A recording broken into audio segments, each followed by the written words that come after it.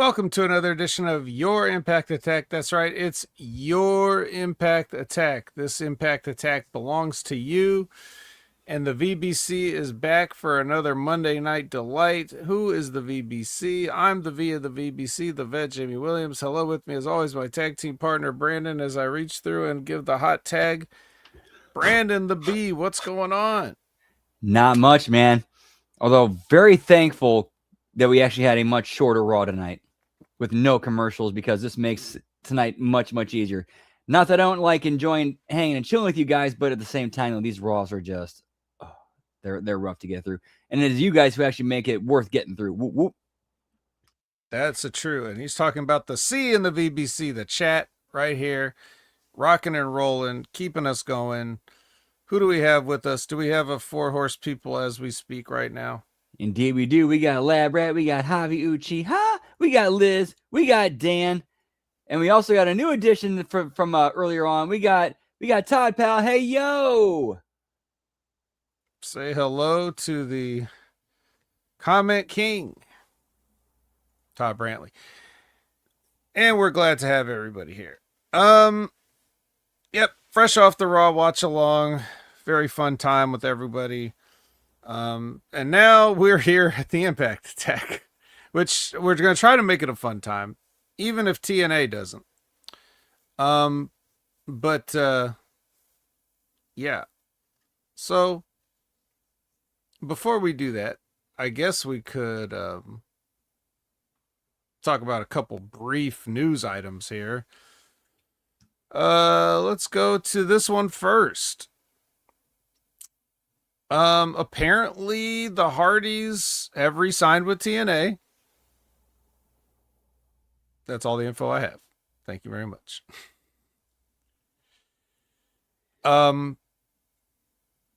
Yeah, they were on some, what is this? A podcast? Mike and JD? Is that somebody? I mean, I guess so. Who are these people? They're somebody. They exist. They have names. The Mike and JD Show. 2.29 thousand subscribers. Oh my God. So I already did this on Wednesday, talking about, what were those guys called? The pro something? What were those guys? What were those guys I went off on a tangent about repeatedly on Wednesday? Those nobodies? Who? That still have like 4 times our viewership? Who was that? Does anybody remember? Exactly. Nobody remembers. So anyways, these guys had the Hardys on a podcast at which apparently Matt tweeted after. He said, "This chat was a fun dive into myself and at Jeff Hardy Brand's brotherly relationship, as well as a discussion about the Hardys' effect on at This Is TNA's business at 4440. Thanks for a very compelling combo at Mike Gilbert 311. By the way, we've been re-signed for a while. Merry Christmas."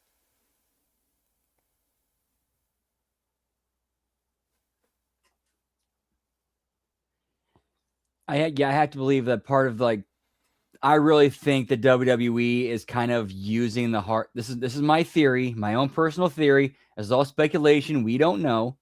Is I think that there's kind of an agreement between Hardy's, TNA, and WWE that Hardy's are going to help prop up the TNA brand.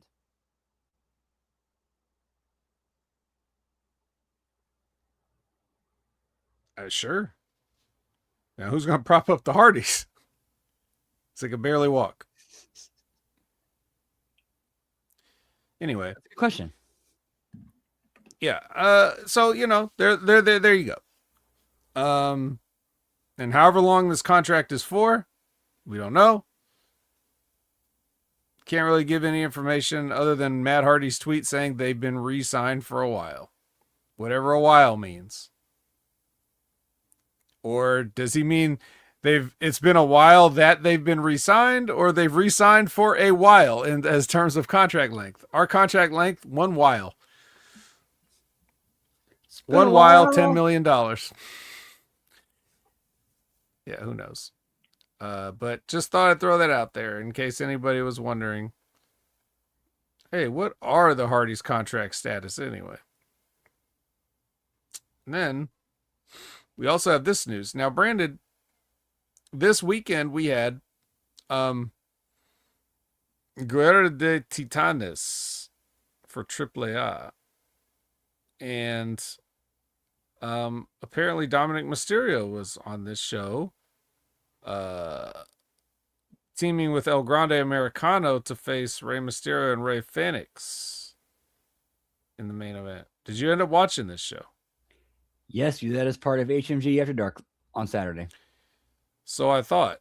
Well, did you know at the time you were watching it that Dominic Mysterio got hurt in this match?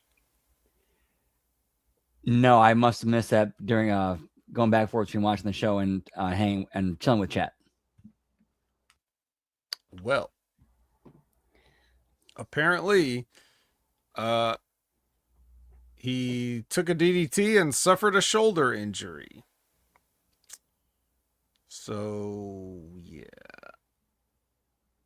That's no bueno. No, it's not.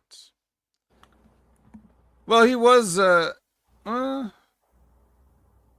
though. Yeah, I guess we'll see what happens. We'll see how severe the shoulder injury is. He finished the match, so it's not like he got carted out or anything. But they're just saying he got hurt. So it's Dave Meltzer talking about it. So, take it with a grain of salt. But that's what's out there right now. If Dominic really is hurt and it is his shoulder, that right there is a golden opportunity to do some like vignettes of him and Penta in rehab together, having to do like the same injury.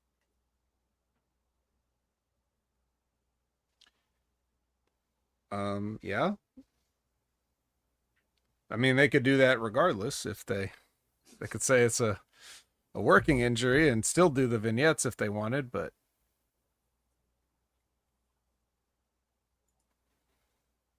yeah, I'm just thinking like that's a great way to keep them both on TV while they can't work. Well, that's about all the news I have. Any other news? Nothing major I can think of. All right. Well, then I guess we could speed this thing along. Why, we might have the shortest episode ever. It'll be our gift to you for the holidays. A nice, brief respite of an Impact attack. And then you can get back to all of your big Christmas plans and everything else that you got coming up for the next couple days. So we'll get you in and out about this episode of Impact here. It's starting, of course, with the traditional, just like Christmas is traditional, ketchup. Oh, White Castle tomato ketchup. There you go. Although I do believe they do use Heinz. Oh, that's good. See, even they have standards. Okay, all right. Now we're cooking. Now we got something here. Now we got the Hammer. Hammer is joining us once again, fresh off the Raw watch along and straight into the Impact review. What's up, Charles? Yes. What's going on, fellas? HMG fam again. What's up? Woo woo. Yeah. So we're gonna do our best to get in and out with this because did you now Hammer, did you actually get a chance to watch this past TNA episode from Thursday? I saw a few clips online. Okay. I like to watch the shorts. Yeah, I would like to watch as short as possible too. But so let's start out with the battle royal. We got a battle royal to determine the number one contender to this prestigious TNA championship. And we have Frankie Kazarian, the current TNA champion, on commentary. And this battle royal does have Moose in it. Okay. I'm not going to tell you everybody's in the battle royal because I couldn't be bothered to write them all down. But The important thing to remember here is that, well, actually, there's a couple things. Number one, AJ Francis, who was not in this battle royal, came down and choke slammed Rich Swann on the apron, who took a hellacious bump. And then he went over and shook Ryan Ziegler's hand. So there, and Ryan looked confused. So there may have been some sort of a chicanery involved here that's one-sided. The other thing I noticed in this battle royal was that Eric Young at one point double clotheslined Moose and Cedric Alexander.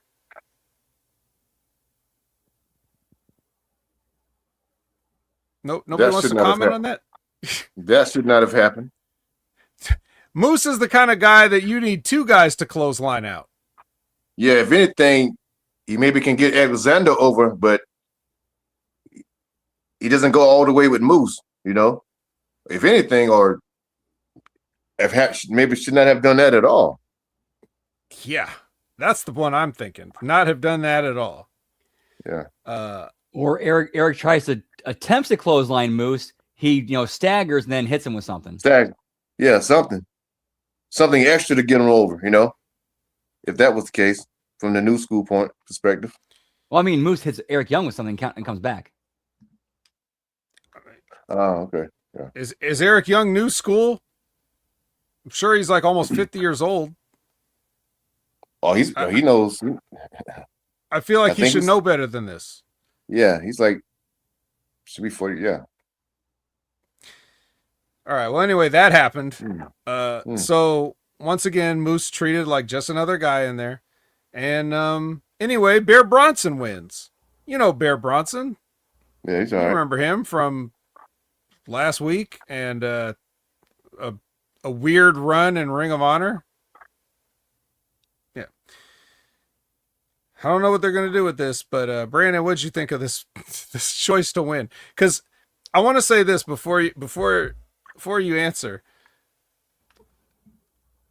Last week I talked about the way they were working that match that Bear Bronson was in and how they didn't really play up to him or his, like the showdown with him and Moose. They didn't really play up to that as like somebody. They just had him go in there and take bumps or whatever. He didn't seem like a big deal. He didn't seem like a special attraction, even though that was sort of his debut for TNA. Now, so I was like, well, maybe they don't have anything special planned for him.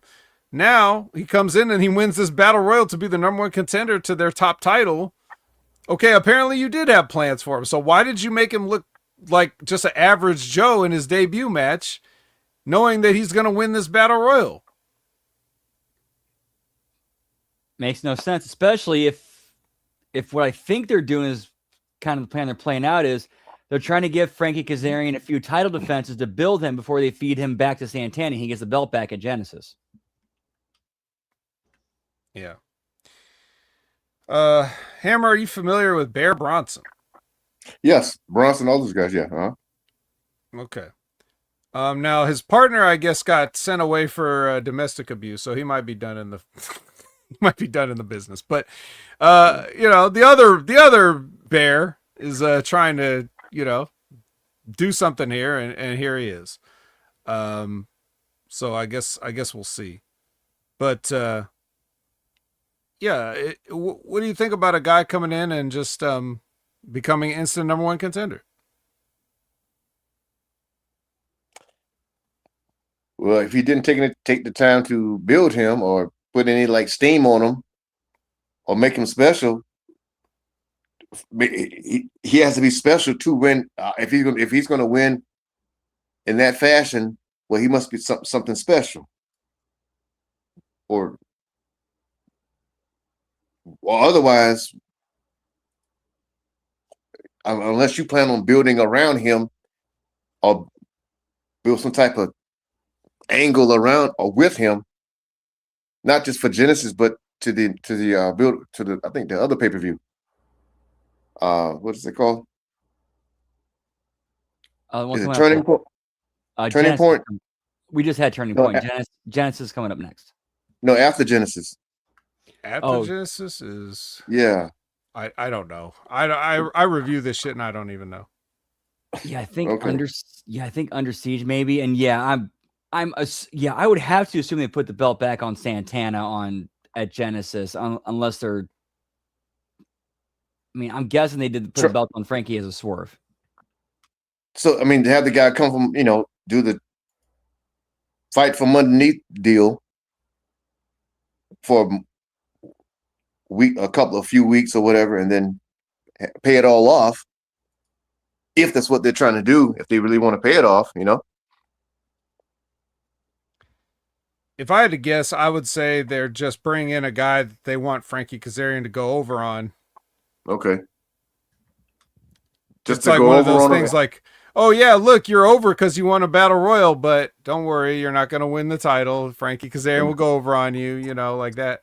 Mhm. Just, I don't know. We'll have to see what they do after this, but anyways, that's what happened. And then we got a promo from Team TNA. Okay. Then we get, we're already at our favorite point in the show, the gimmick injury report. Guys, are you ready for the gimmick injury report? Matt Cardona has a shoulder injury and he's out. He's out of action. Danny Luna and Indy Hartwell are both out from that chain match because they have contusions. Now, correct me if I'm wrong, Danny Luna got her face busted open, so shouldn't that be a laceration as well? I mean, Oh I man, think we got a yes, little bit more than some. You don't get a crimson mask from a contusion. No. No. And also, Rich Swann has an upper back injury from that choke slam we just saw 5 minutes ago, so he's out. They were on top of the injury report this week. They knew immediately as soon as they saw them bounce off the apron like that. They were like, "Oh, let's type that in. Back injury, upper back. He's out." Yeah, another stellar job from the BioFlex folks. So next is Bear with Gia and no music underneath. He's talking about winning this battle royal, but also something about his wife crying. I don't know. I wasn't really paying attention. It doesn't matter.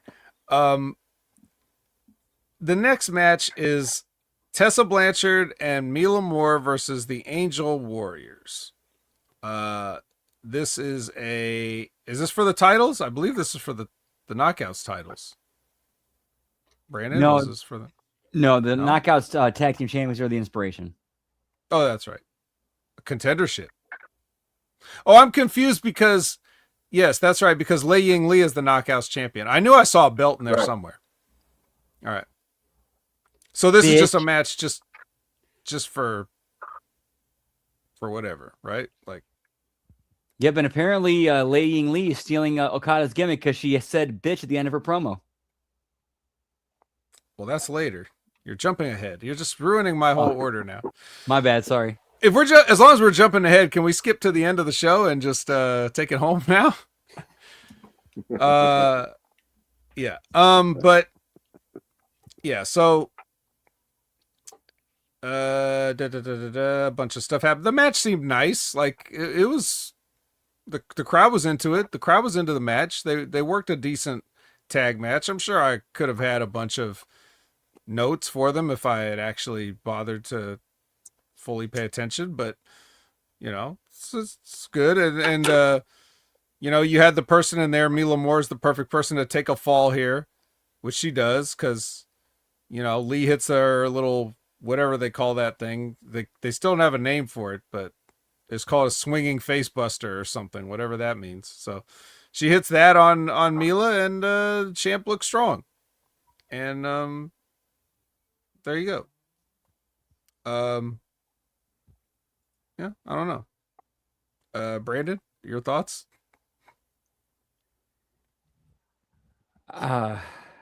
I mean, I'm not sure really where this goes. I mean, it was a decent match, Yeah. well worked, but as far as business goes, I'm not really sure where this goes. Is this going to Tessa versus Lei Ying Lee, or do the Angel Warriors recruit a third for backup? That's good booking. Well, it's interesting that you say that, because the next thing is that Danny Luna cuts a promo saying because of that chain match she just won, she thinks she deserves a shot at the Knockouts title. Okay. So that's where they want to go with that. Now as far as Tessa goes, you know, yeah, she didn't get beat in this match, but she doesn't have a legitimate claim to any number one contendership of anything. So, you know, I don't know. What do you think, Hammer? This is like it's an interesting situation when you're talking about tag teams, but one of your tag teams is a babyface, also the champion. Then that can go. Yeah, that's like having that's like having a 6-man 3-way tag, and the rule, whatever the stipulation is, for some, long story short, you end up winning the titles with a tag partner that's from the other team. So it's kind of awkward. So that's like you and I become tag champions, but you weren't my original tag partner, or me and B become tag partners. Blah blah blah. So it's kind of like that. It's a bit much in there. That's why I was thinking, well, you know what? Have Tessa. This is just me. How I would probably get something worked out. Have Tessa Blanchard work with Zaya, okay, and have them not beat the shit out of each other all the time, and with all a bunch of falsies and here and there. If they could, I like those two. I can see them getting something out of that, and it doesn't have to be blood and guts, but just establish Zaya and figure something out to do with Tessa, because she can pull it off. Tessa can pull that. She's that good carpenter mechanic like that, and do something with Zaya, because she, they put her in that spot for a reason, or they gave it to her for a reason. Actually, this is good that you're here, because I never had a chance to ask you about this. Mm-hmm. So, well, Tessa. Well, first let me say the next thing that happens on the show, because it kind of relates. So, okay. Robert Stone has questions for the Diamond Collective, which I guess is what they're calling this group, the Diamond Collective of Tessa Blanchard, Victoria Crawford, and Mila Moore. Victoria, yeah. So this is how they're going to redeem themselves. Well, apparently, according to Tessa Blanchard, they're going to redeem themselves by issuing an open challenge to any 3 women out there. Okay. All right, fine. So that happened there. Also, hashtag turn off the lights in this segment, because it's atrocious. But anyways, so what I wanted to ask you, Hammer, is Tessa was, and Robert Stone says this in this promo. That's why I was thinking of it. He says to Tessa, like as he's trying to fire up, are you not the first ever TNA heavyweight champion? Women's TNA heavyweight champion. And he asked her to repeat that several times. He's like, are you or are you not the first ever heavyweight champion? Are you not the first heavyweight champion? And she's like, yes, yeah, right? Okay. So at one point, Tessa was the TNA champion. Yeah. Not the TNA women's champion, the champion. So now she has to go out there and be competitive with these women. Now, TNA is a promotion that almost treats the genders as though it's all the same. Yeah, there's no difference between a man and a woman. It's like a movie. It's like a movie where martial artists, right? Just whatever. So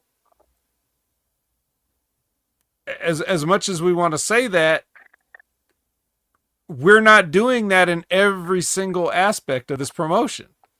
You know, if you really want to say that there's gender equality, literal physical gender equality between men and women, that means that there shouldn't even be a division for women. There shouldn't be a knockouts champion. There shouldn't be a knockouts tag team champions. They should just be competing for the men's belts, right?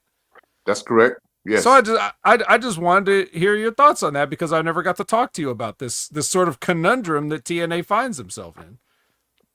Well, okay. All right. For good example, if you take, well, first of all, we put the whole intergender, and I think I was saying this on for a few months back. Since nowadays TNA, or nowadays everybody's supposed to be so equal, then that means, for example, that means I get to go out there. If I want to give you a running tackle like a man, then I'm finna tackle the living snot out of you then. So you finna take this shit, or I'm getting ready to go out there. If I want to really stiff you, then I can, because you now on my level with matching me. Or if you're a big woman or whatever, female. So since they want to cross that line, well, once you do that, now that this super She-Hulk has defeated this male in this sport of physicality, she can't go down. She has to continue going up and beating every male there and beyond. But if you don't do that, then you just defeated everything you just did, and you just destroyed the fact that, okay, this female here can now kick this man's ass. This man can't beat this woman. When you cross those lines, me personally, that's why the females are special. They're supposed to be treated as special. And if some females would understand that, instead of trying to be, okay, well, I got to show that I can beat this guy. Why don't you make it special? Why don't you, if a female body slam a guy, make it special? Holy shit, she body slammed this dude. Holy shit, can you believe it? I can't believe it. I can't believe it. You know, I can't believe it. The Tessa Blanchard body slammed the freaking 75-pound man. Bam! Holy moly. Now, guess what? And he's not going to kick out. Or what if he kicked out? You could believe that the man kicked out, but you more interested in the fact that this 100-and-some-pound female body slammed this big son of a gun. But when you do that, so now you have defeat. Now you have this intergender. So I can see if we all in practice and we all are training, working the same size, practicing, so you can learn how to do what you need to do. But once you get on television, that believability, well, if this female can kick this 6'5" guy's ass, well, hell, she can go kick anybody's ass. Andre the Giant and Andre the Super Giant, because she's the Super She-Hulk. Mm-hmm. But I had oh, go ahead, Brandon. Sorry, I have to throw something in there. That was the lesson I was taught in wrestling, where when it comes to training, and also something I was taught in baseball too, that kind of carried over. You practice like you play. Mm-hmm. That's like, you can't do that in training. You have to, like, when you're in training and you're working, you have to work that way. Otherwise, you're not going to know how to do it when it's time to actually do it for real. Yes. Mm-hmm. That work. Yes. Yeah. When it's go time, and it's like muscle memory. You don't have to, when you train at it so much, you don't have to think about it, because your muscles know what to do. Your body, it's like being in the right place in the ring. You know where to go. You know your footwork. You know where to be. You know what's coming. So you know where to be. So once when Tessa Blanchard and Callahan started working, I said, no, I didn't like it. I did not like that. I said, oh boy. So as soon as she won the title, I knew, yep, it was done, because that means that Tessa Blanchard, who was 5'6", that means that well, here comes Bruiser Brody Jr. Let's see what you're gonna do with him. Here comes Stan Hansen Jr., Stan Hansen III. Or here comes Stan Hansen's granddaughter, who's 6'4". Now what you gonna do? Mm-hmm. That would make sense. Or if she was a big female. See, if you're gonna book intergender, you can have a big. You got the big giant. Okay, like you could take, for example, Obafemi with an awesome Kong type thing. That's a believable intergender match. You can match that type of energy with the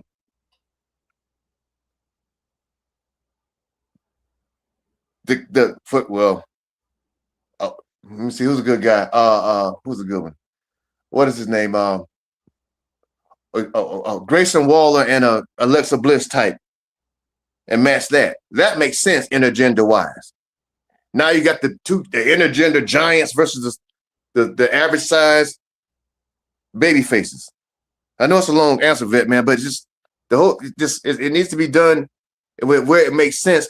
And if the females will stop getting in there, putting their hands on the guys don't touch the females. And if the guys do touch a female, you touch her in a respectful way and still as a woman, because this whole blur the line bullshit, it doesn't make any sense.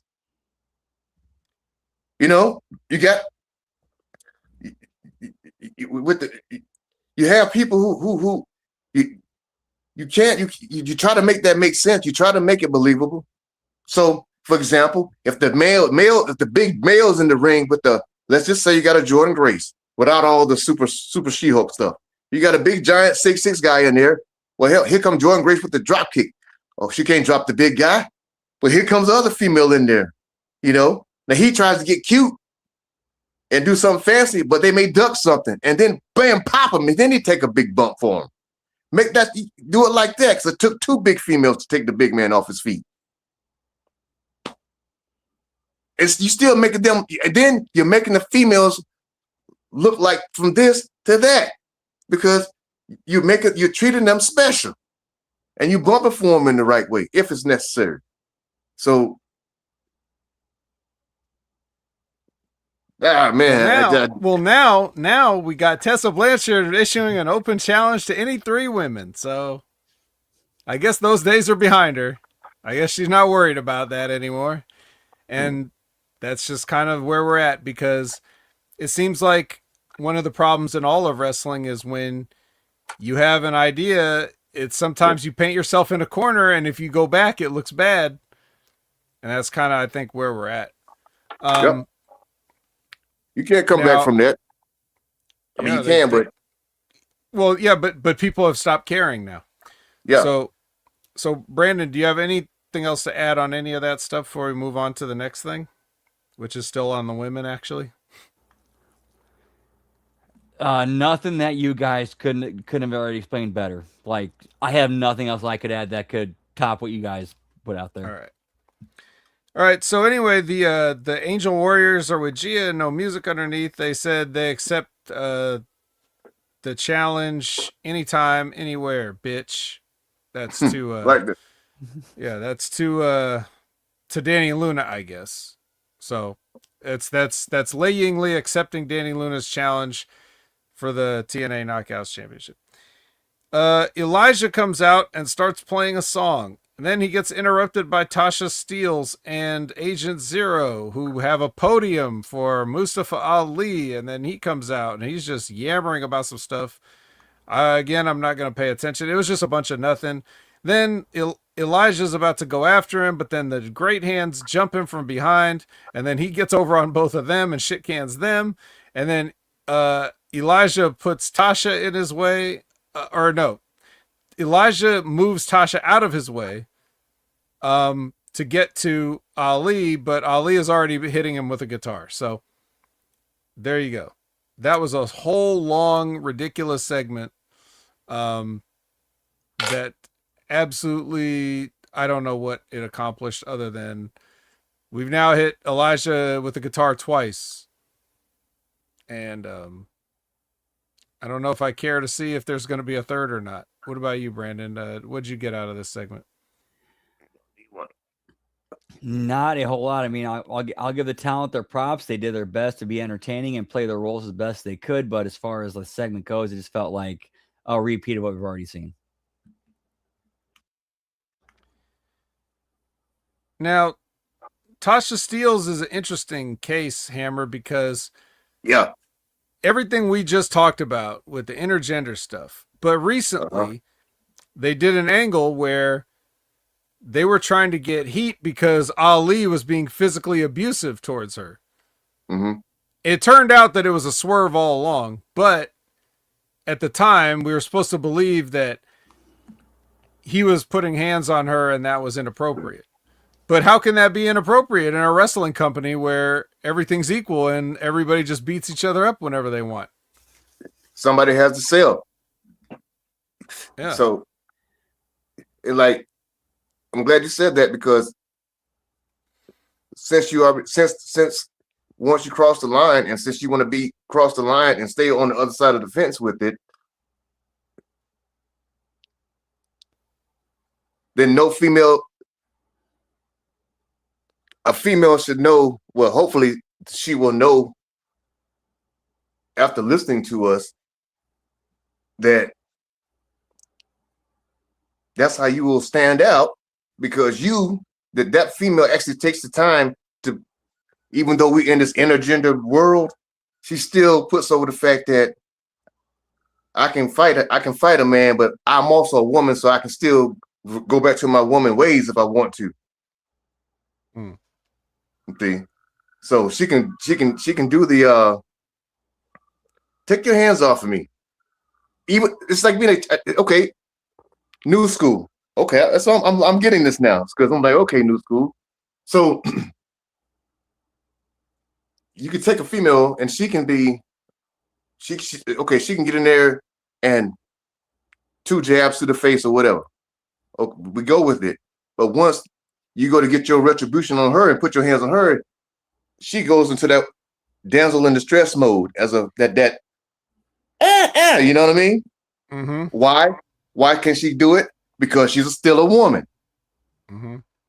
She just hit this dude in the face. No, hell no, I'm gonna punch you back. But guess what? I don't care what the rules say. I'm a girl. Da da da da da da. And as soon as he turns his back, bam. You know what I'm saying? Just eat it up. That's why the females, dude. I hope some young females listening out there. Women are special in this business.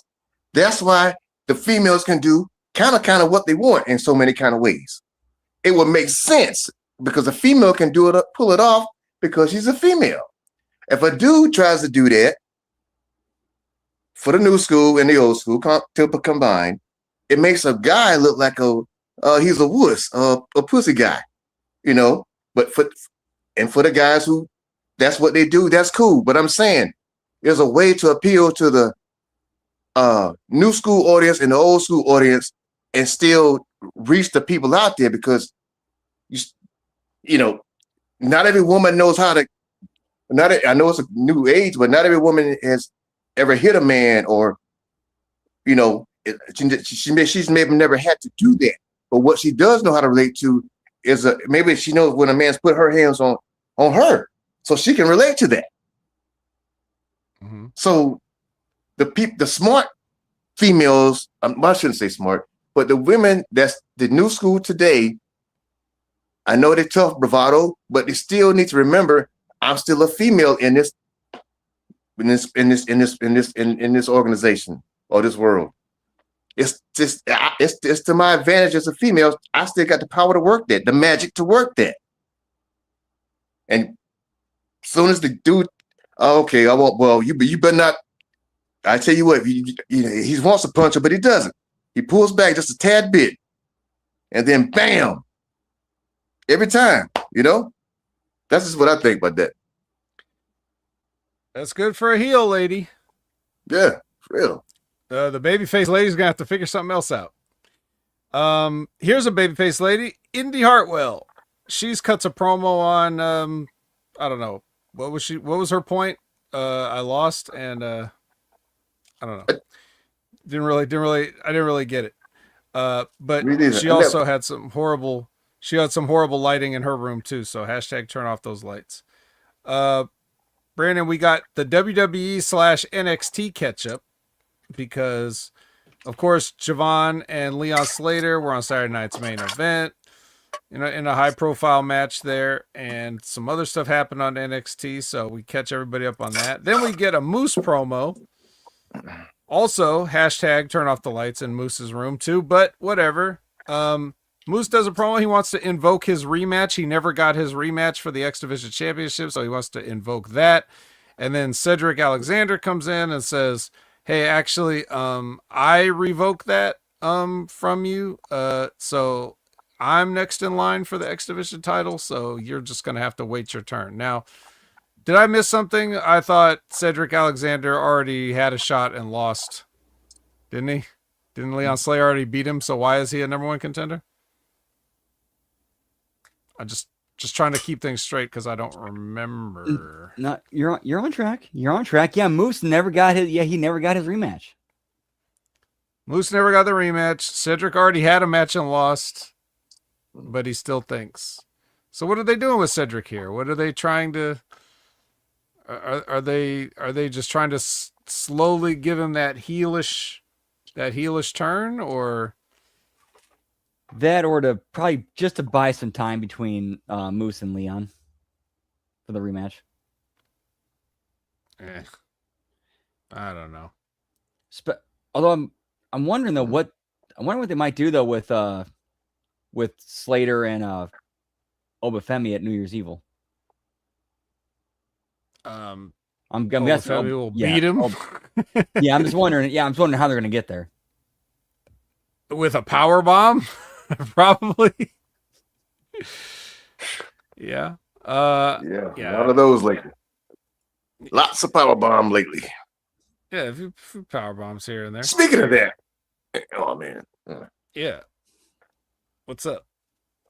Now I was just going to throw this out here. I was watching Asuka, her NXT stuff, and her and Belair back at Mania, and to have to watch Asuka take a power bomb outside the ring on the mat, and then get thrown in the ring, and then Belair hits something and then she kicks out or whatever. And I was like, that would have been a perfect spot just to go grab the rope and not bury what you just did. And I said, you know what? What I watch material now, I said, you know what? I'm collecting it in my head so I can teach it one day and show it to a class of young people of this is how you keep the heat on yourself and not bury what this big move that you just did. And if you're heel or face, if you don't know, this is how you know to keep your stuff looking strong so you don't kick out on each other and bury each other, because both of you want to get your stuff in. And it's cool to get it in at WrestleMania, but you still can protect it too. And I just thought that caught my eye. Like, if you took a power bomb outside the ring on the mat, I think you're gonna stay there for a little while. Mm-hmm. I would not get up. The last thing you're gonna do is touch me and tell me get up. I'm not getting up nothing. You just power bomb me on the outside of this ring. So, and then a kick out of it and then get back on your feet. Like, didn't you just get power bombed out there? So I'm like, at that part, I'm like, it's okay to get your stuff in, but if you get your stuff in, at least know how to protect your stuff that you're getting in. You know, so if you're gonna get all your shiz in, protect your shiz. Yeah, there's always a way. There's always a way to do what you want to do and make it good. Yeah, I wish I'd have learned half the stuff I say. If I'd learned it then, but I guess it's meant for me to know it now to teach others. You know, and I'm okay with that. Yeah, everything. Yeah. The universe tends to unfold as it should. Yes, it does. But the it does. That's right. That's right. That's the problem. Is I think what a lot of the new school thinking is they like to kick out of stuff. Yeah, and that's another thing, vet bro. I was telling B about this a while back. I was like, yo, if you without a kick out, then why not have your kick? If you want to do the kick out thing, then shouldn't make your kick out mean something. I mean, I know they like it, but is it like, don't they know? So that's like book. Okay, so the gimmick of the match is a kick out match. Okay, so how do you, or do they build like a four corners? Now I'm thinking Puerto Rico like Dutch. Is a four corners turnbuckle kick out match, which is okay. Then do they build each turnbuckle, each kick out up to the big kick out? Of course not. They just keep kicking out. Keep kicking out. Right. So I'm glad I'm on hit. I've been thinking about you guys when I think about this stuff. So I'm like, then if you're not gonna build to your big kick out, and if you don't build to your kick out, then you're just kicking out just to kick out. So your match is not getting over. So if the show is if the gimmick of the business of the show is the kick out show, then how do you build to your kick outs? To the ultimate kick out of the night, the big kick out of them all. They don't. So No. they need to get well, I'll tell you, man, I keep saying but if there was any way that I could get in control and say, hey, young people, if you want to listen to what I'm saying, this is what I would tell them. This is what I would tell them. Since you guys are new school and you do the kick out thing, then build your kick outs, man. I guess it's no different than saying, from the time when you guys started training, but like from the very first time I started in 2000, I was told, hey man, you watch too much TV, which I did because that's all I knew to do until I got started training. So right. I can see that the stuff that I started doing, I can see it now for them. So hopefully soon they'll realize, you know what? Maybe I'll go to the rope to protect my kick out. So when I do kick out, my kick out will mean something. So because I just did my double flippy flip on this because I protected the first kick out. Some kind of way it has to get into their brains before they just crash and burn and be out the door and the next cycle comes on in, because I think that's what's getting ready to happen. So there's going to be another Javon Evans out there, you know, not knocking them, but another. I think that there's another. I think I saw a young lady down there. She kind of looks like Bianca Belair, you know, another young light-skinned young lady down there looks identical to Bianca. So the cycle continues, like you said with the names. The same cycle continues, you know. Mm-hmm. Yep. There's always another one ready. Yeah, another blonde, another redhead, another black guy, another white guy, another whatever nationality. You know, there's always something ready there. So, yep. Once a cog in the machine starts getting worn out, we got another one to replace it. Ready to go. And they can kick out too. Anyways, Frankie Kazarian is talking to a graffiti mural of Elvis Presley. And then he switches his promo over to Bear Bronson real quick. And then finally, we get to our big main event. It's Team TNA versus the NXT Outlaws. Outlaws with a Z, so that you could trademark it, I guess. I don't even know if you could trademark Outlaws with a Z at this point, because I imagine over the years there's probably been many people that try to do that. But essentially, if you don't know, this match is just War Games. The only big difference between this match and War Games is there's only one cage and one ring. So you got to cram all the same bodies in half the space. You know what that means? Cluster? Cluster. Instead of do less, it's going to be a cluster. Yep. Oh, yeah, God. Don't do less. Stay out of the middle of the ring. Do twice as much. Oh, God. You guys got me thinking. Yeah, it's ridiculous. Oh, God. How to hide. So you start out with Big Jack Perry or Brooks Jensen as they call him, and Mike Santana.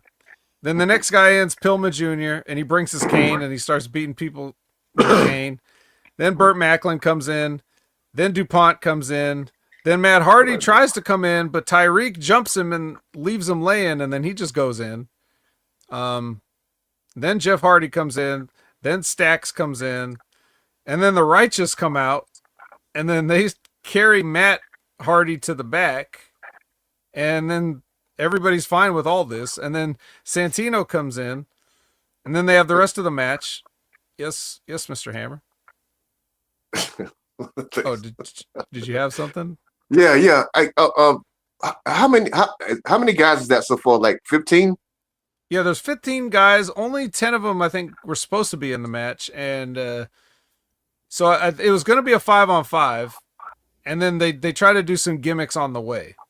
So okay, I didn't see. That's way too many people in the ring at one time. Right, and it's only one ring now. It's ring, War yeah, Games, but only one ring. There's only so Broken much ankles. space in there. Yeah. Oh Lord.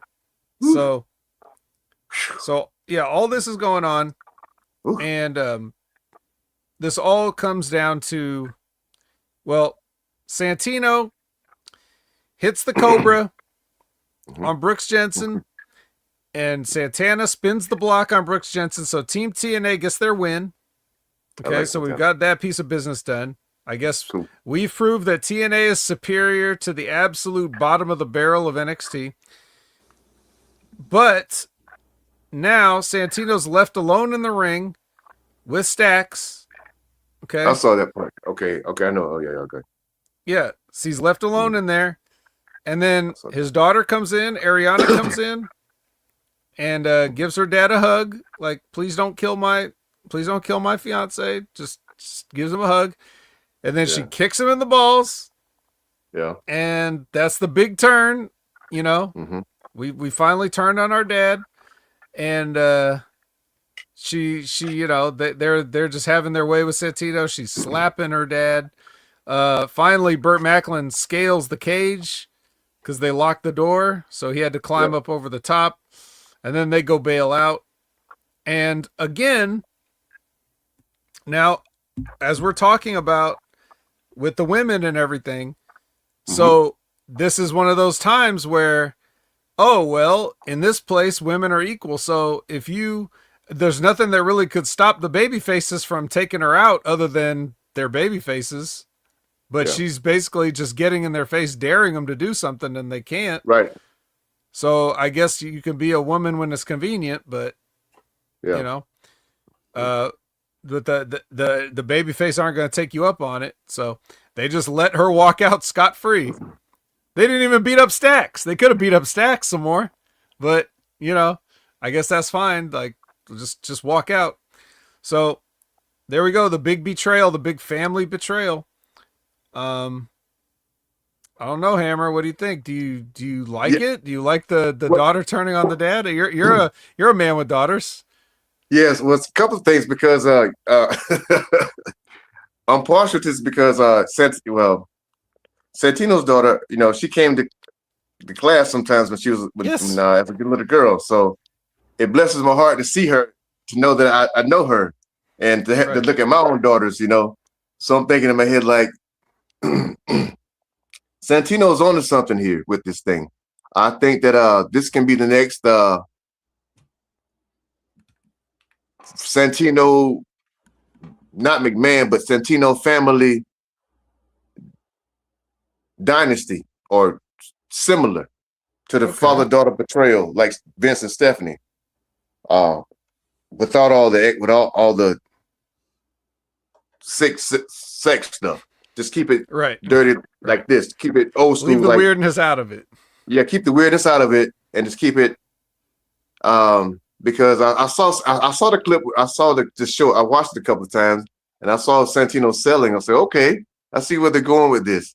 So this has legs. This has legs. They can get a lot of mileage out of this. I think they can get a lot of mileage. I like it. because the dad was trying to tell his daughter about son-in-law. Of course, the daughter's in love with her man, and for some reason, girls don't listen to their dads. Then we have to do what we have to do. So I get that part. I like that. I like that. And knowing Santino the way that I do know him, this is going to be around for a while. So I think they're on to something. I like it a lot. I really do. Brandon?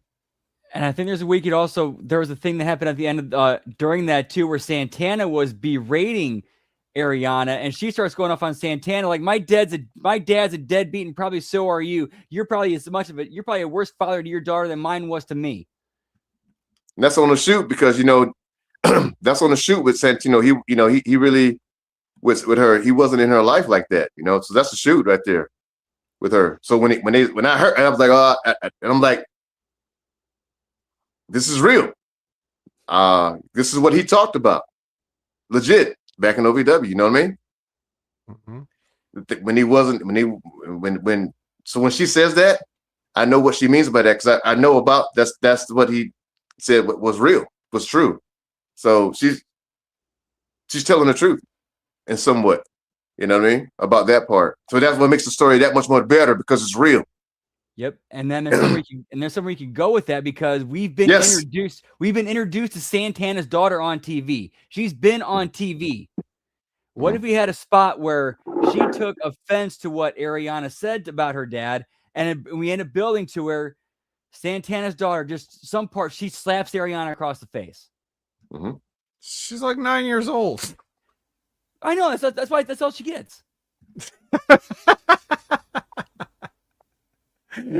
Because she's okay, well, I guess if you put it that way, we'll get her a stepladder and she could climb up and slap Ariana. Nah, she probably needs to be 16. It has to be a certain age. I don't think they. Yeah, that's right. Yeah, I forgot about laws and shit. Yeah. So darn those pesky laws. But the appropriate trying to make wrestling here. But with the appropriate age, being a smart mouth little bratty daughter girl, yeah, she gets slapped in the mouth. Yeah, that'll work. The right age though. Good booking, B. All right. Well, so we'll see what they end up doing with that. I like personally, it, man. I like it. I don't even think they got enough mileage out of the daddy-daughter relationship they had before they even did this.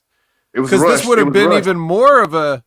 This could have been even more of a betrayal if we had actually gotten some mileage out of the babyface side first.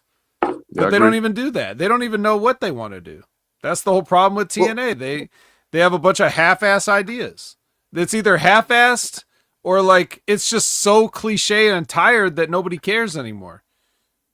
And they have no idea like the talent they have under their roof, what little talent there is. They don't know how to book the talented talent. Yes, so, that's true. Like what we just talking about with, I know it seems like a small thing, but to me, it's really insulting to have Eric Young just clothesline Moose out the fucking ring. Well, that's with another person, with another person, like just one guy on each arm. I'm just going to clothesline you both. Like, you're not the guy to do that. You're not the Big Show. You're not Mark Henry. You're not anybody. You're fucking Eric Young, and you just took this gigantic ex-football player and just treated him like he was nothing. Right. And the ex-football player allowed it to happen, and nobody in management seemed to have a problem with it. I'm the only person that cares about Moose's career at this point. Besides, Brandon too. Obviously, I'm sure the Hammer does, but like, are we the only three people that give a shit about Moose? I've been speaking this over. I said this over a year ago. I'm trying to calm down because I'm about to let it loose. Set it loose. I said it when it was time for Obafemi and Moose to work at NXT about around this time last year. Mm-hmm. Around this time last year. Mm-hmm. They built that thing. They built it good. They built it and built it and built it. It was they getting Obafemi to get his NXT debut shine, if you will. I'm not, if you will, but get him going. I said all I could hear was Al Snow in my brain. Whatever you do, you know what you look like now. So you know what you need to do. Now, to me, I know Moose went out there and did what they told him to do. Mm-hmm. He put over Femi. I didn't have a problem with that. What I had a problem was Moose didn't get any heat at all on Femi. He didn't soften up the big man. It was big man on big man. This strong black man on this strong black man. This Nigerian on this Nigerian. Yeah. So nobody. I'm not. The strong warrior should have been wounded a little bit. He would have got the victory, but he should have been wounded a little bit. Moose was supposed to look like a strong black heat, like you say for me, Vet, and us. That black that black heater. But I guess he held back. So in my mind, they didn't, either they told him or he knew or whatever. All I know is as soon as that match was booked, they booked it for how many weeks? 2-3 weeks, right? So they built that for a good month. During the holidays, they built that match up. And it was time for Moose to come out there and do his thing. He did what he needed to do. Well, he did his thing, but to me, I said, no, Bumpy, you supposed to, who gives a damn? His job, Moose, you're supposed to lose. You're supposed to get that heat on him. Mm-hmm. So, and all I could hear was Al Snow preaching to me. Hammer, when are you going to figure it? Do you understand now? You know, once I started getting it in my brain, I was like, okay, now I see what he's talking about. Who cares about the wrestling part? Get that heat that I need to get. That's what the money's at. So once you get that part, fuck all the wrestling, just get to the heat, to the money so we can get paid and have future money. Because you know how to get that good heat. So yeah. That's how I feel about Moose. I know it's long, but that's how I feel about Moose. He got all he can do everything else.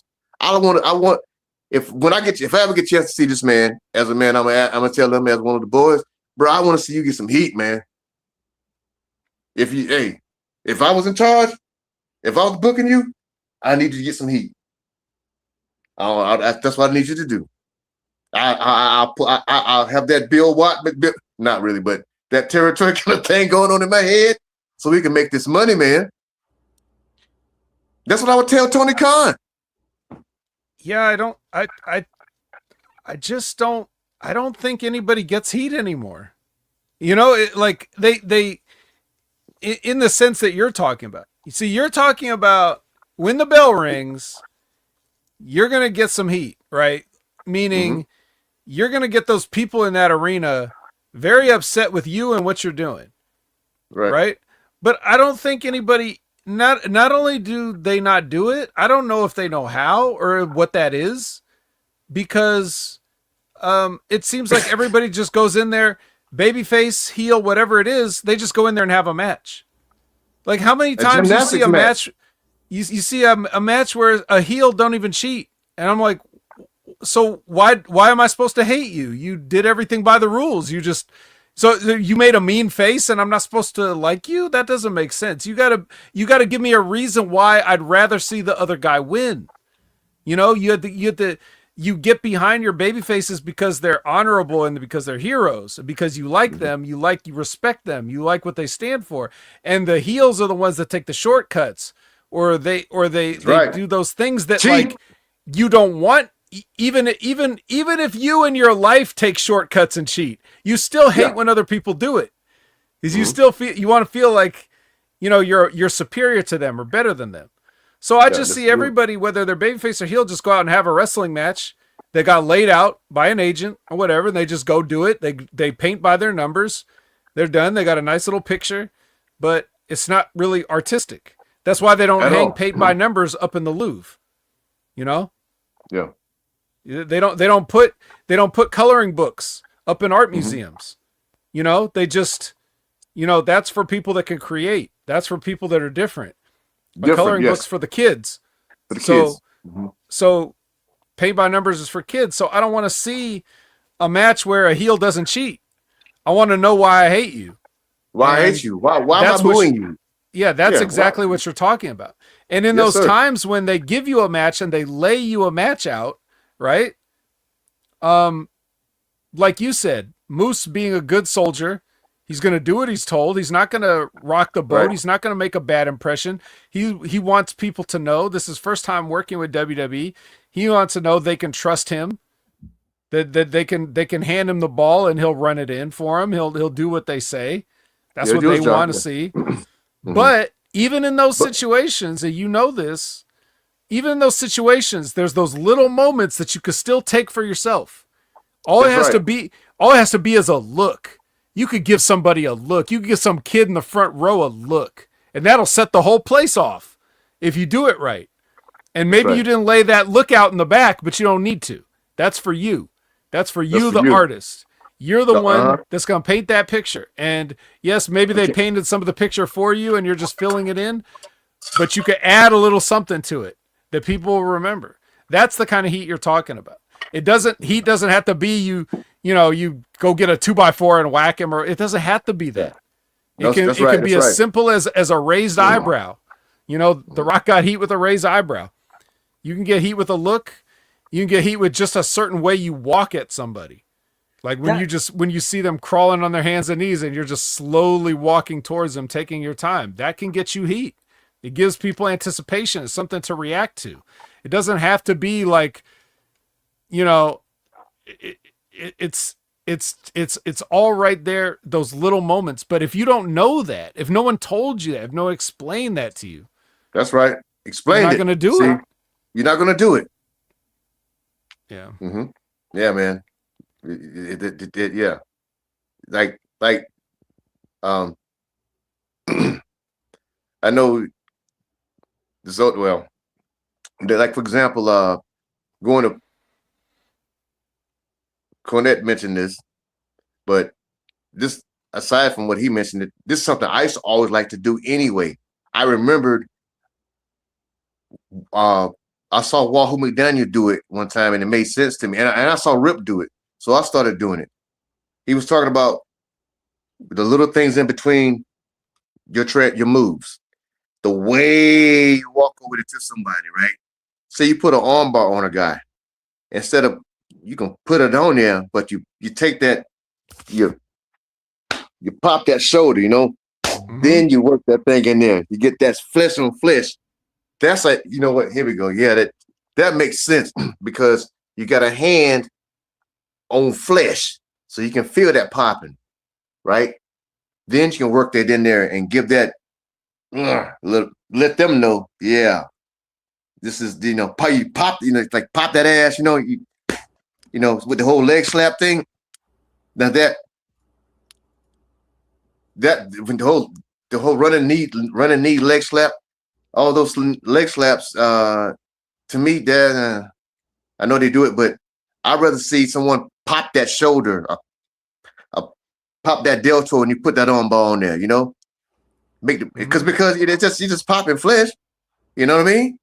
And it gives that illusion, like holy, like wow, you show that little kid in the road, let him see it, you know what I mean? And the guy's selling it for you like that, like damn, he stung me. Like you say, the little things like that, and it's like take the time to put that over and settle down, It's just like I think it was Jada Parker. She was working with somebody, and I said in the comment, I said she had the girl in the armbar, and I said that was her best position. The way that she had her footing, and she was standing upright, and it looked like she was applying pressure. I said, you know what? If you learn if I could get her to get this, if she could get it, that could be her finish. Something around that, her being with her build and her body. She's a young girl, young pretty girl, but with her leg size and the rear end and upper body strength, yeah, I could see her. That still photo that I saw on one of my shorts, I said, yeah, that should be her finish, like some type of submission, off a basic arm bar, So just things like that. You can make anything work if you If they, as long as they let you do it and you believe in it, Yeah. that you can make pretty much anything work. I was explaining this because I was playing this recently. Mhm. Because somebody had asked me, well, what's the psychology behind I can't even remember now, this or that. But I was just saying, but my point was, you can make anything believable if you just keep doing it and go with it. And I use like Mark Henry as an example. I was like, well, if he's the world's strongest man and he gives you a bear hug, obviously that's believable. But you could take it a step further. You could say, well, not only do I give you a bear hug, but after I give you a bear hug, they're going to have to stretcher you out. And if you do that enough times, now the bear hug's over, Bear hug's over. And not only that, but the fact that you're the strongest man in the world is over, because other people's bear hug don't do that. But my bear hug does that. You got to leave on a stretcher with my bear hug, So you've got so much, that you could go off with just that. It's just one if they little would just thing. do it. If they would just do it. But Just instead, everybody just has their match, their regular, normal wrestling match, that anybody's opening match. They all just have that match. Or it's a lot of kickouts, one or the other. endless kickouts of, like, if they would just take their time, dude, bro, a sunset flip can make the house halfway bust a nut, have an orgasm if you do it right. Yep. Sunset flip. I mean, a high head scissors, man, a high head scissors into a whatever, whatever. Just the fact that, and the thing is, you think they're gonna.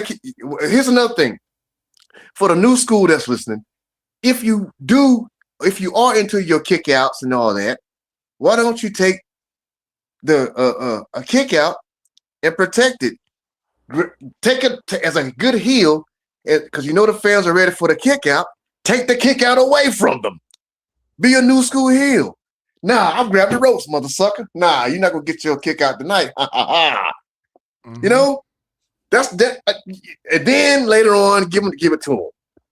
But don't just give it to them because man, if these young guys think, dude, sometimes it's hard for me. Like, sometimes I have to, like, okay, let me just put my phone down because the rhythm is so loud and so easy. I'm like, why are you guys jumping off those ladders?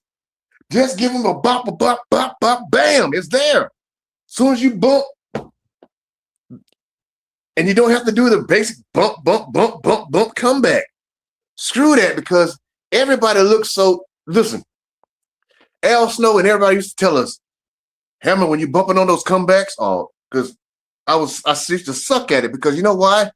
It didn't feel right inside sometimes when I would start bumping on a comeback, because the shit didn't feel right. So my bumps will be off, and you can see on the film compared to when I was into it, and the rhythm was there. I bumped like a feather, and you can see the difference. But I didn't want to admit it, but the film doesn't lie, because you can see how sometimes with some people, when it's time for them to get the comeback in, I was like, move up here, then here we go, bump, bump, bump, bump, flat comeback. Whereas you could have had that. Wow, wow, wow. Whoa, here it comes. Another, it's like, for those who have worked in Puerto Rico, I know that they know how to do it. But unfortunately, the guys, females that know how to work like that, they are always on the defense. I've noticed that. They're always on the defense, getting the heat. They never get to show that Puerto Rican comeback in the States unless they go down to Puerto Rico. Then they'll work baby down there. Then you can hear that arena erupt with the bull horns and all that, like they do in Mexico.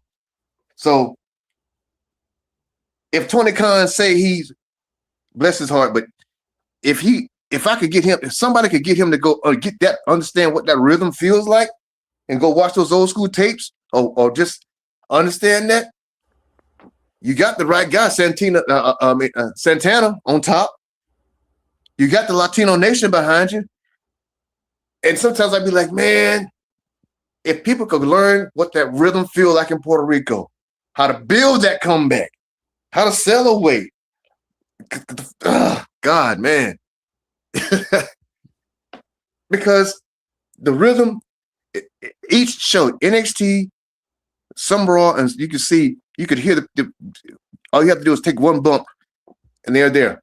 Oh, it's not the wah, but it's a whoosh or something like that. The whoosh wah is there. So in my mind, once you feel that, okay, we got them tonight. We don't have to do a lot tonight. You take the first match, take one bump, whoosh, or one comeback. Oh, you can hear it in there. You can hear it. You can hear it.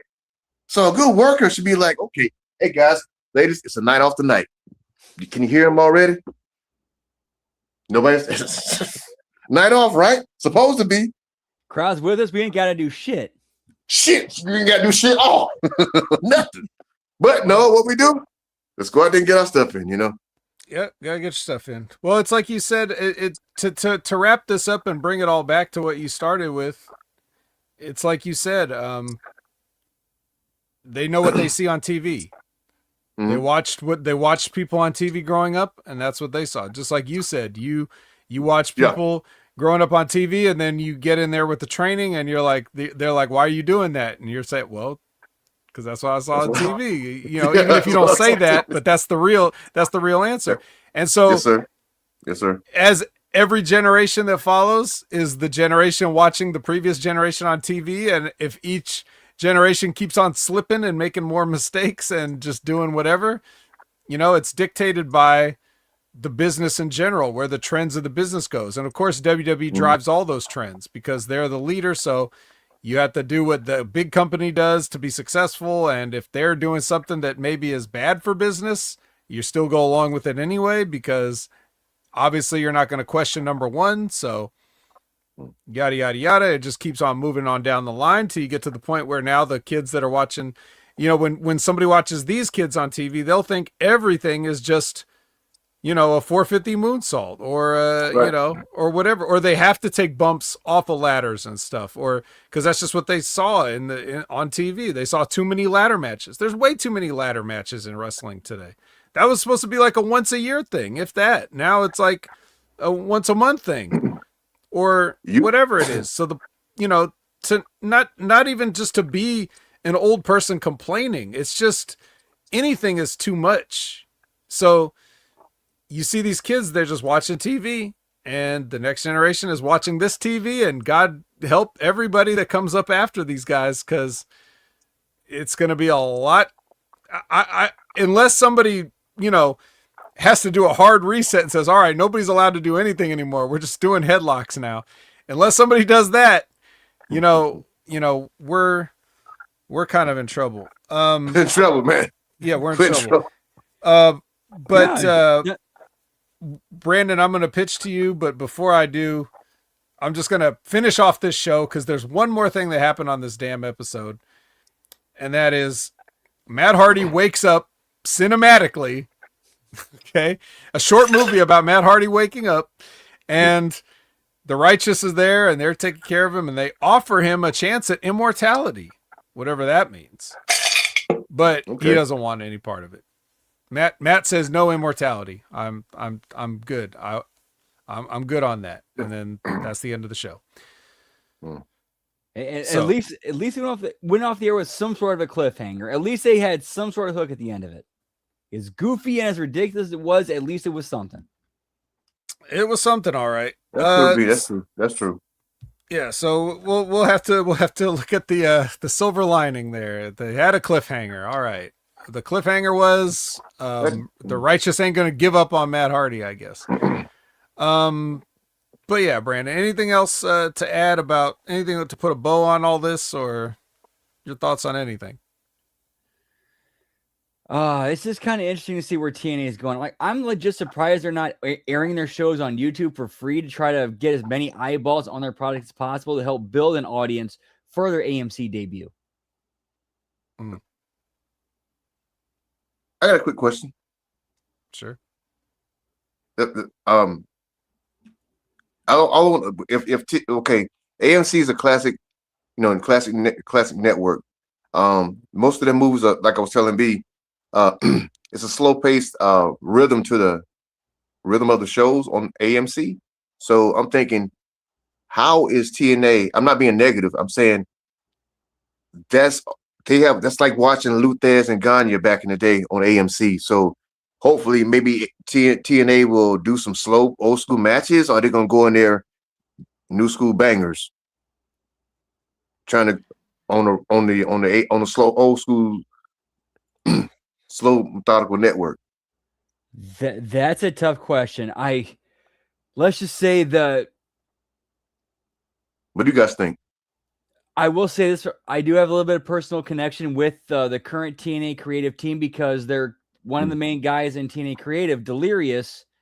Like Oh yeah, Matt okay, Sydal, I came from the same school that he did, so I okay. gotta believe that he had like Delirious has some of that old school background in him. That's just I hope and I really hope and pray that old school, that same old school training that he got, that I got, will kick in and stop him from making any stupid decisions.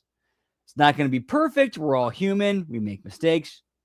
Yeah. But for the most part, I hope that's what's going to happen. I have no idea what they're doing on AMC. AMC stands for American Movie Classics. Yeah, old school, That's brother. always like, what. Yeah, like, it's you know, like Mason type stuff. I'll say this much: if there's a wrestling wrestling character or something that embodies AMC more than anybody, ironically, it's Tony Storm from AEW. Exactly. Big Ben said that. I've said that since the first time I saw that. Okay, okay. So AMC. So you put her with her act. Yeah, she goes there. So well, there's AMC and then there's Turner Classic Movies, which is which is what her brand. But regardless, we ain't getting Tony Storm on AMC. So I don't know why they wanted this, but I guess it's just because it's something different. Maybe it doesn't really fit with their network, and I don't see the people that normally would watch that network really being interested, as a matter of fact. The only thing I can think of is, as far as a connection was, TNA be okay. So you look at the end of this last episode here. Clearly, these guys have been trying to do cinematic bullshit ever since. You could talk about like the Broken Hardys. You could talk about Eric Young and his his murders. Like all these different things. They'd be shooting these short movies. Like maybe AMC saw what they were doing and was like, "Oh, wow, you guys really are cinematic. We want you on the network." Like maybe they saw that Killer Kowalski's school match with Fat Eddie, and like maybe they saw that and they like the cinematic aspect of what TNA does more so than the actual wrestling match part. So okay, maybe that's something. Maybe they want to go with a Lucha Underground route. Who knows? We'll see what if the show even actually changes once they make their debut on the channel, or if they just put the same out shit that they do every week and it just happens to be on a new channel. I hope not, brother. I hope not, man. They need this is you need to match this. Like I got that wrestling in my head from Georgia kind of thing, right? That's like you book toward the network. They got NASCAR coming on after the wrestling went off the air. So now that you have wrestling, so now you can book some classic old school wrestling type matches that matches the show that comes on either before or after your show. Let's throw one or two, at least one match. Have a match dedicated to, have an AMC match.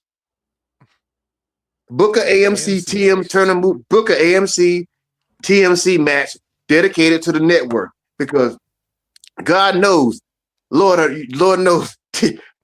Ever since I've been trying to watch TNA since the day one, how many networks have they been on? Like a lot, right? Like 10, 15 networks. Let's see. Start off on pay-per-view. Then they went to Fox Sports Net. Then they went to Spike. And then went to Destination America, and then Pop TV, and then they were kind of off the air for a bit. Then Access TV, and now you could what you couldn't get. Yeah, now it's AMC. So I hope they knock it out the park, man. I hope they knock it out the park. Because have a Frankenstein match. You know, it don't have to be Halloween, but have that. That's what like a not Rhea Ripley, but a tall, dark female character. Have that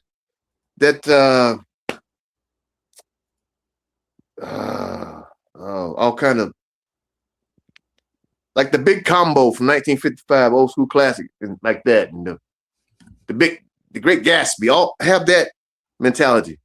Have a match that this is how I would have a match at the opening of the show. To show props to homage to AMC and TMC. Have an old school special match for that, and then turn it loose with you can go loose with the new school. I think every week I would have a match dedicated to them, just to get something going with the network. You know, just to get a camaraderie there. Dude, Labradge brought up a great point. Rosemary is a female wrestler, is kind of like that weird noir, like occult, like black and white. Like she'd actually be a great like crossover. Yeah, Rosemary. You know, for the AMC. Rosemary over Strong, man. Whatever. Why did? Let's not talk about Rosemary. Let's talk about huge drop ball. Huge drop ball. Let's talk about Rosemary over Strong, brother. I liked Rosemary, man. She was over Strong, man. That was a drop ball on her. Let's talk about what they're gonna actually play. I'm gonna skip ahead to let's say January 8th. Okay, I'm gonna read out the schedule for AMC all day on January 8th, starting in the morning after all the infomercials are over. Awesome. 6 a.m. Three Stooges. 6:15 Three Stooges. 6:45 Lethal Weapon. 9:15 Lethal Weapon 2. 11:45 Beverly Hills Cop. 2 o'clock Beverly Hills Cop 2. 4 o'clock The Replacements. 6:45 My Cousin Vinny. 9:15 The Replacements again. So these are the kind of movies that we're watching here on AMC. Well, so much for so the channel is AMC American Movie Classics. Are those not American Movie Classics? They are. And I'm just saying, when you've got that for a lineup on a weekly basis, I mean, you could put anything there because it's not Turner. Yeah, it doesn't matter. Like these movies, nobody needs to. Everybody's already seen these movies. Nobody's going to be watching these movies for the first time. You know, so having original programming, whether it's TNA or whatever, is a plus, because all else you're going to do is just show if your choice is, well, we could air TNA or we could air The Replacements with fucking Keanu Reeves, then for the second time you might as well just air TNA, I guess. Yeah, TNA. But I don't know, man. That ain't none of this is my job. My job is only to give you guys the wrestling news and reviews, and I think we've done that tonight. So it's time to wrap it up. Let's wrap it up. Wrap it up, B. Where can the people find you? First, we need to turn off the lights. I don't know what. Yeah, even though Scott Moore is long gone, we need to turn off the lights. Yeah, we can't blame him for it anymore. Alrighty. All right, so the schedule for the rest of this week on Hami Media Group. Tomorrow we got the late start NXT watch along, which will air as soon as the A show goes off the air, and then Wednesday we got the AEW Dynamite watch along and Bell Count. And yes, on Christmas we will be going live. Yes, sir. That evening, I'm not sure. Of course, the TNA, whatever they do for TNA, I'm not sure what it is. I know we got a 10-man tag match. We'll also be doing the JCW Lunacy watch along after that. And then Friday, we got the SmackDown watch along and bell count. And then Saturday, we got the AEW World's End watch along and bell count. And then Sunday, HMG After Dark. You know what? Let's kick off the that weird or let's do that weird period between Christmas and New Year's. Let's do Back to the Future 1 and 2, just for funsies. Awesome. Just like AMC. Because they're showing those on a different day. Ooh, movies. All right, is that the whole lineup? Oh yeah, and then we also got actually doing some little also you can catch me on Twitter, as the kids call it these days, the X at LG Brandon Whoop. And about 10 to 15 minutes after you go off the air here, I'm gonna be on Twitch, twitch.tv/LG Brandon Whoop Whoop. Not sure how long we're going. We're gonna do some SNES gaming along with karaoke. So yeah, hope have fun there. Hope to see you there. Yeet yeet. All right. So check that out. Of course, you can find me at Opinion Haver everywhere on all your favorite social media platforms. You can find me every Wednesday at 8 a.m. Pacific, 11 a.m. Eastern. For the Next Level Wrestling, Big Ray Hernandez, we're gonna have our Christmas Eve, show, talk about some NXT and Hammer. Hopefully, you'll be able to join us there. Yes, sir. We've got you the invite, so if you can make it, we'll send you all the information, and hopefully you'll join us. And then we got every Sunday, 8 a.m. Pacific, 11 a.m. Eastern, we got Wreckage with myself, Jimmy T, Professor, and, sometimes the Hammer. You never know when the Hammer could stop in. Hammer could drop in anytime. That's the thing about a Hammer. It can always drop. So, yes, sir. Yeah, so check that out as usual. Check out Wrestling with Rogers every Friday. Check out Stevie Richards' show every Friday. Check out Limpin' Ain't Easy with Timmy Baltimore every Wednesday or so. And that just about does it for me. Hammer, you got anything to plug? If you're looking for me, you can just email me at Chartel, that's CHARTEL at yahoo.com. That's it. That's it. All right. Well, if that's good with everybody else, then I hope you all have a wonderful, safe holiday week. Always be careful everywhere you go, because people out there are not looking out for you as much as you will look out for you. So that's right. Definitely take all your precautions and be safe, and have a wonderful Christmas holiday. And for Brandon and the Hammer, I'm the Vet, and I don't have a sign-off line. Whoop whoop. And to answer Todd's question, we usually keep it like 80s, but also like early mid 90s alt rock, late 90s alt rock, and there's maybe some early 2000s, mid 2000s alt rock, and maybe some R&B and rap thrown in there. Yeet. All right, now you got to end the show. All right. Much love, you. Always a pleasure. Whoop whoop.